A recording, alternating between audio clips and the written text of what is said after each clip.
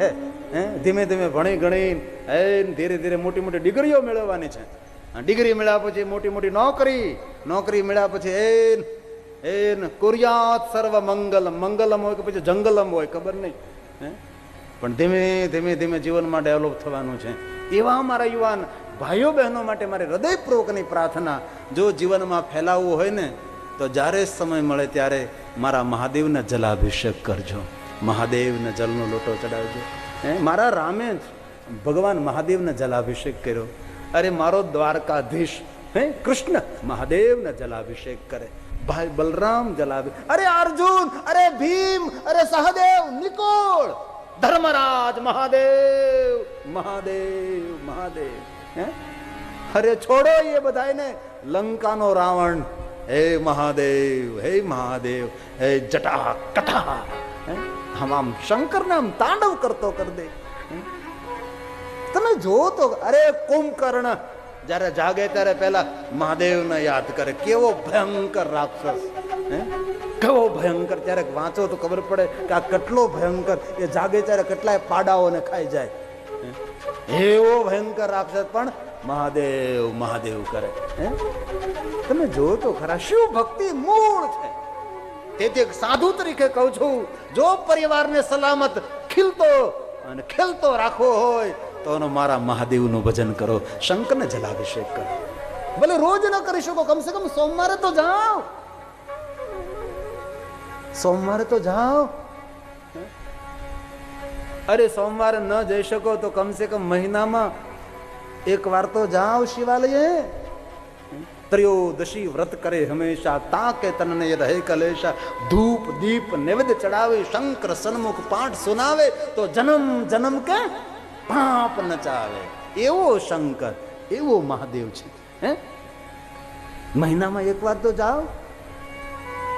અરે ભલે ભાઈ સમજો, મહિનામાં એક વાર ન જઈ શકો તો કમસે કમ 12 મહિને રાજ રાજેતી મહારાજેતી મહાશિવરાત્રી, શિવરાત્રી दिन तो जाओ, महाशिवरात्रि दिन तो जाओ.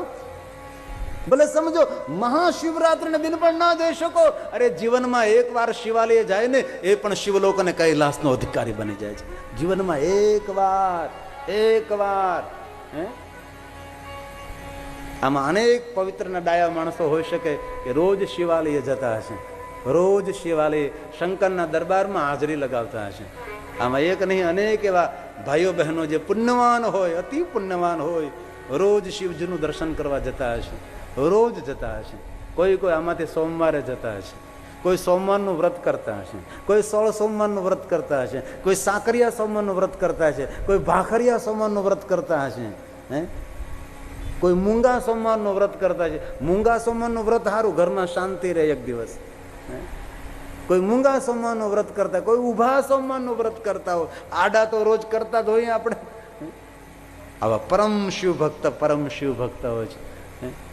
તેથી બહુ આદરથી કહું છું, કોઈ પણ સંપ્રદાયમાં આપ માનતા હો, કોઈ પણ સંપ્રદાયને તમે ધારણ કર્યો હોય, પણ જો આત્મકલ્યાણ કરવું હોય અને પરિવારનું સર્વ મંગલ કરવું હોય તો એક હૃદયની પ્રાર્થના છે, તમારા ગામનું શિવાલય એ આપણા દુઃખોનું નિવારણ છે.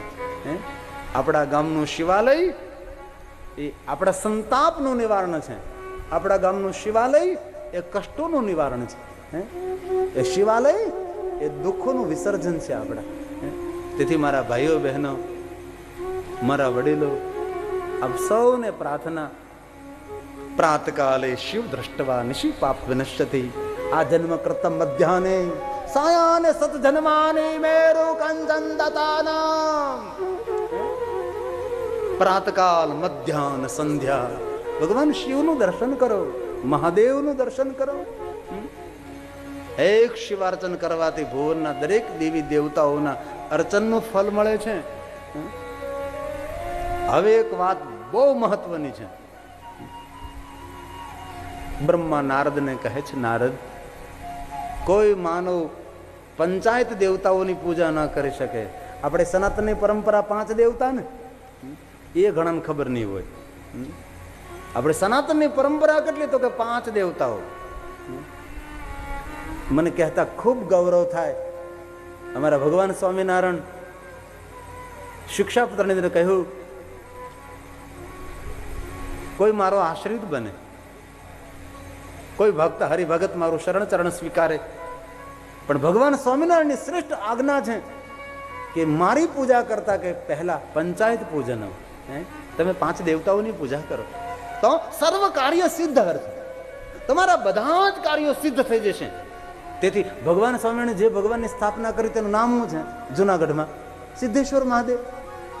ભગવાન સ્વામિનારાયણ જે પોતાના કરકમલો દ્વારા શિવ સ્થાપના કરીએ, મહાદેવનું નામ કયું તો કે સિદ્ધેશ્વર મહાદેવ. પંચાયત પૂજનમ આપણી સનાતનની પરંપરાના પ્રધાન 5 દેવતાઓ છે. 5 કોણ? એક ઘરના 3 ને બાકીના 2. એક ઘરના 3 કોણ? શંકર, પાર્વતી અને ગણપતિ. ચૂંટણી થાય તો એક જીતે. એક વિષ્ણુ ભગવાન ને એક સૂર્યનારાયણ. આ સનાતનની પરંપરાના આપણા 5 દેવતાઓ છે. પંચાયત પૂજનમ આપણી પરંપરા છે. પરંપરા છે. આ કથા નિમિત્તે જે પંચાયત પૂજા કરી છે ને, એ મનસુખભાઈને ઘરે તેનું સ્થાપન કરવામાં આવ્યું છે. રોજ સવારમાં દેવાણી પૂરો પરિવાર ઉમેશભાઈ સાથે, પૂરો પરિવાર, બાલુભાઈનો પરિવાર, નાગજી બાપુનો પરિવાર, એ પરિવાર ભેગા થઈ અને સવારમાં પંચાયત દેવતાઓની પૂજા કરે છે. સર્વ કાર્યો સફળ થાય. 5 દેવતાઓની પૂજા કરી લો એટલે સર્વ કાર્યો સફળ થાય છે. પરંતુ હવે બ્રહ્મા બહુ સરસ બોલે છે. બ્રહ્મા નારદને એમ કહે છે કે નારદ, જે માણસો 5 દેવતાઓની પૂજા કરવા માટે અસમર્થ હોય તો એક શિવની પૂજા કરે, પંચાયત પૂજનમ. હે નારદ, દુનિયામાં એક પણ દેવ એવા નથી કે એક દેવની પૂજા કરો અને 5 દેવતાઓની પૂજાનું ફળ મળે. સંભવે નહીં સર્વથા.